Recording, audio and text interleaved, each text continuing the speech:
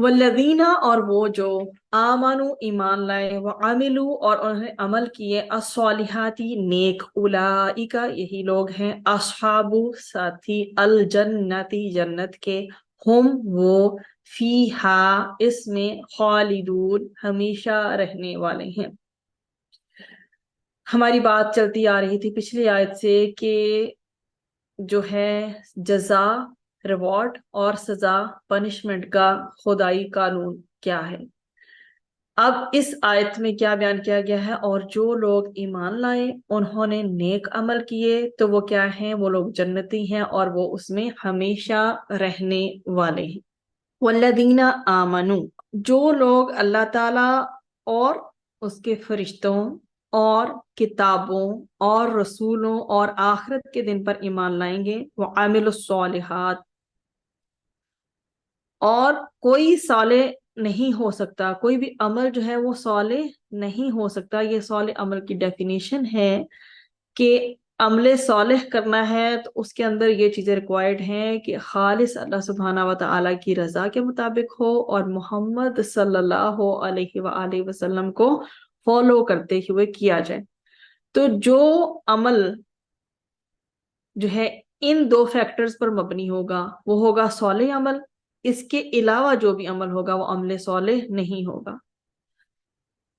اور یہ ایمان جو ہے ہمارا، یہ دونوں قول اور عمل کا نام ہے کہ جو ہماری زبان سے ادا ہو اس پہ ہمارا عمل بھی ہو رہا ہو، مطلب ایسا نہ ہو کہ ہم منہ سے کچھ کہیں اور کرتے کچھ ہو۔ جن آیتوں میں ایمان کے بعد عمل صالح کا ذکر ہوا ہے وہاں عام کے بعد خاص کا بھی ذکر آپ کو ملے گا۔ اور مقصود کیا ہوتا ہے عمل صالح کے لیے؟ اللہ سبحانہ و تعالیٰ کا مزید رغبت دلانا۔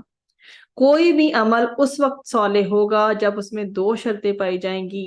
پہلی شرط آپ کے سامنے ذکر کر دی، اس عمل سے مقصود ہمارا کیا ہو، اللہ تعالیٰ کی رضا، اور دوسرا یہ کہ وہ عمل رسول اکرم صلی اللہ علیہ وآلہ وسلم کی سنت کے مطابق ہو۔ اولئک اصحاب الجنت ہم فیہا خالدون۔ اللہ سبحانہ و تعالیٰ نے فرمایا ہے سورۃ النساء میں آیت نمبر 124 اور 23، 124 اور 123 میں، اور اس کا بس تھیم بیان کروں گی، نہ تمہاری تمناؤں پر اور نہ اہل کتاب کی تمناؤں پر کسی چیز کا دار و مدار ہے۔ اس کا مفہوم یہ ہے جو کوئی بھی برا عمل کرے گا اسے اس کی سزا دی جائے گی، اور وہ اللہ تعالیٰ کے سوا نہ کوئی دوست پائے گا اور نہ کوئی مددگار۔ اور جو بھی نیک اعمال میں سے کوئی عمل کرے چاہے وہ مرد ہو یا عورت اور وہ مومن ہو تو یہ لوگ کہاں ہوں گے؟ جنت میں داخل ہوں گے، اور ان پر کھجور کی گٹلی کے شقاف کے برابر بھی ظلم نہ کیا جائے گا۔ دیکھیں اللہ سبحانہ و تعالیٰ کتنی پیاری پیاری جو ہمیں اگزامپلز دیتے ہیں ہمارے دل کو راغب کرنے کے لیے کہ ہم جنت کے لیے ڈٹ جائیں۔ اللہ تعالیٰ کے انسان کے بارے میں آخری فیصلے کی جو بنیاد ہے وہ کون سی چیزیں بنتی ہیں؟ اللہ تعالیٰ نے جنت ان لوگوں کے لیے بنائی ہے جو اللہ تعالیٰ کو، اس کے احکامات کو دل سے مان لیں، اور پھر دل سے ماننے گے تبھی تو ان کے مطابق ان کا عمل سنورے گا۔ تو ان آیات میں بیسیکلی جو آخری ہم نے دیکھی ہیں 81 اور 82، اللہ تعالیٰ نے یہود کے جو کلیم ہے نا کہ ان کو دوزخ کی آگ چند روز سے زیادہ نہیں چھوئے گی، اس کو کیا فرما دیا ہے؟ رد فرما دیا ہے، اور کمپلیٹلی کلیئر کٹ بتا دیا گیا ہے کہ کفر کی وجہ سے کافر کا کوئی بھی عمل صالح قبول نہیں ہوتا۔ اگر کسی نے کفر سے پہلے کچھ نیک کام کیے ہوں وہ بھی کفر کی بنا پر کیا ہو جاتے ہیں؟ ضائع، وائپ آؤٹ ہو جاتے ہیں۔ اس لحاظ سے کافر جو ہے وہ سر سے لے کر پاؤں تک کیا ہے؟ بدی میں گرا ہوا ہے، اس کی سزا جو ہے ابدی جہنم ہے۔ پیچھے بھی آیت میں خالدون کا تذکرہ آپ کو ملا۔ دوسری طرف کیا ہے؟ آن دا ادر اینڈ اہل ایمان ہے۔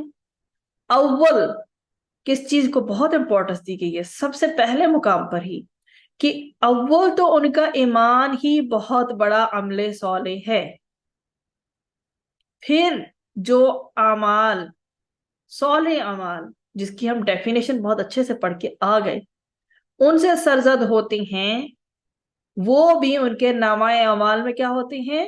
درج ہوتے ہیں، انٹر کیے جاتے ہیں، اس لیے وہ جنت کے مستحق ہیں اور وہ اس میں ہمیشہ ہمیشہ رہیں گے۔ اب کمپلیٹ اس کا بریف آخری ایویلویٹنگ پوائنٹس میں بتا دیتی ہوں کہ ان میں کافر کا ابدی جہنمی ہونا ثابت ہے، کیونکہ حضرت محمد مصطفیٰ صلی اللہ علیہ وآلہ وسلم تو آخری نبی ہیں آپ کے سامنے۔ اب جو حضرت موسیٰ علیہ السلام تو آخری نبی نہیں ہیں، بلکہ ان کے بعد کون آیا؟ پہلے حضرت موسیٰ علیہ السلام تھے اور وہ آخری نبی نہیں ہیں، ان کے بعد حضرت عیسیٰ علیہ السلام نبی ہوئے، اور ان کے بعد بھی حضرت محمد مصطفیٰ صلی اللہ علیہ وآلہ وسلم جو ہے مبعوث ہوئے، اور پھر نبی کریم صلی اللہ علیہ وآلہ وسلم پر سلسلہ نبوت ختم ہو گیا۔ اب قیامت تک نہ تو کوئی نبی آئے گا اور نہ ہی کوئی اور شریعت، اور یہود نے حضرت عیسیٰ علیہ السلام اور نبی کریم صلی اللہ علیہ وآلہ وسلم دونوں کا انکار کیا، لہذا وہ کافروں میں شامل ہو گئے۔ اس لیے اس اگر ضابطے کی روح سے دیکھا جائے تو وہ ابدی جہنمی ہیں، اور ان کا جو دعویٰ ہے وہ بغیر دلیل کے ہے اور خلاف دلیل بھی ہے کہ وہ کچھ دن جہنم میں رہیں گے اور جو ہے اس کے بعد پھر وہ آزاد ہو جائیں گے۔ یہ سب بھی بے دلیل باتیں ہیں، نہ تو اللہ سبحانہ و تعالیٰ نے ان سے کوئی وعدہ کیا ہے کہ اللہ تعالیٰ جو ہے وعدہ کیا کہ یہ لوگ کچھ دن رہیں گے اور یہ اللہ تعالیٰ کی فیورٹ ہے، ایسا کچھ بھی نہیں ہے۔ اللہ تعالیٰ کے نزدیک عمل صالح کی بنیاد اللہ تعالیٰ کی رضا حاصل کرنا اور نبی کریم صلی اللہ علیہ وآلہ وسلم کی اتباع ہے۔